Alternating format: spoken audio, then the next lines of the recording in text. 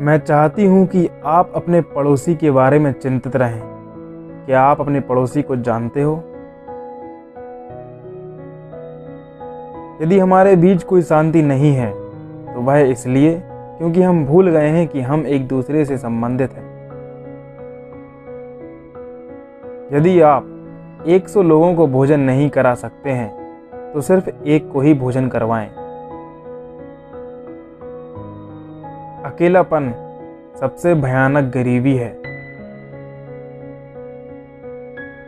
प्यार करीबी लोगों की देखभाल लेने के द्वारा शुरू होता है जो आपके घर पर हैं। कई लोग हमारे कार्य को व्यवसाय मानते हैं, लेकिन हमारा व्यवसाय यीशु का प्रेम है। शांति एक मुस्कान के साथ शुरू होता है। आज के समाज की सबसे बड़ी बीमारी कष्ट, रोग या तपेदिक नहीं है, बल्कि अवांछित रहने की भावना है। प्यार के लिए भूख को मिटाना रोटी के लिए भूख को मिटाने से कहीं ज्यादा मुश्किल है। चमत्कार यह नहीं है कि हम यह काम करते हैं, बल्कि यह है कि ऐसा करने में हमें खुशी मिलती है। छोटी चीजों में वफादार रहिए, क्योंकि इन्हीं में आपकी शक्ति निहित है। अनुशासन लक्ष्यों और उपलब्धि के बीच पुल है। दया और प्रेम भरे शब्द छोटे हो सकते हैं, लेकिन वास्तव में इनकी गूंज की कोई सीमा नहीं है। हम यही सोचते हैं कि हमारे किए हुए कार्य तो संसार में एक बूंद के बराबर हैं, पर उस बूंद के बिना संसार का पानी कम ही होगा। प्रेम कभी कोई नापतोल नहीं करता, वो बस देता है।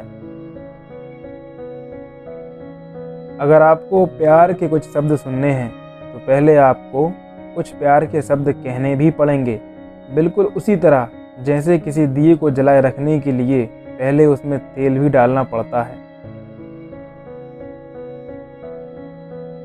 हम में से हर कोई किसी न किसी भेष में भगवान है। सादगी से जिएं ताकि दूसरे भी जी सकें। यीशु ने कहा है, एक दूसरे से प्रेम करो। उन्होंने यह नहीं कहा कि समस्त संसार से प्रेम करो। जो आपने कई वर्षों में बनाया है वह एक रात भर में नष्ट हो सकता है, तो भी क्या, आगे बढ़िए और उसे बनाते रहिए। अगर आप यह देखेंगे कि लोग कैसे हैं, तो आपके पास उन्हें प्रेम करने का समय नहीं मिलेगा। जहां जाइए प्यार फैलाइए, जो भी आपके पास आए वह और खुश होकर लौटे। पेड़, फूल और पौधे शांति में विकसित होते हैं। सितारे, सूर्य और चंद्रमा शांति से गतिमान रहते हैं। शांति हमें नई संभावनाएं देती है।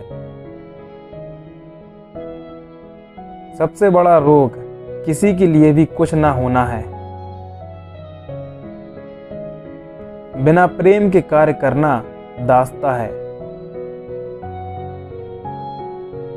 एक जीवन जो दूसरों के लिए नहीं जिया गया वह जीवन नहीं है। प्रत्येक वस्तु जो नहीं दी गई है खो चुकी है।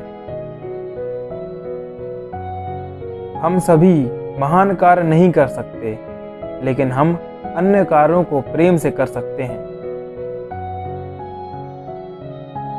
मैं एक छोटी पेंसिल के समान हूँ जो ईश्वर के हाथ में है और जो इस संसार को प्रेम का संदेश भेज रहे हैं। हम सभी ईश्वर के हाथ में एक कलम के समान हैं। खूबसूरत लोग हमेशा अच्छे नहीं होते, लेकिन अच्छे लोग हमेशा खूबसूरत होते हैं। कल जा चुका है, कल अभी आया नहीं है। हमारे पास केवल आज है। चलिए शुरुआत करते हैं।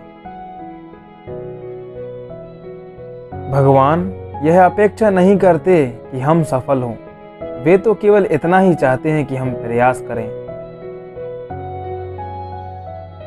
कुछ लोग आपकी ज़िंदगी में आशीर्वाद की तरह और कुछ लोग एक सबक की तरह होते हैं।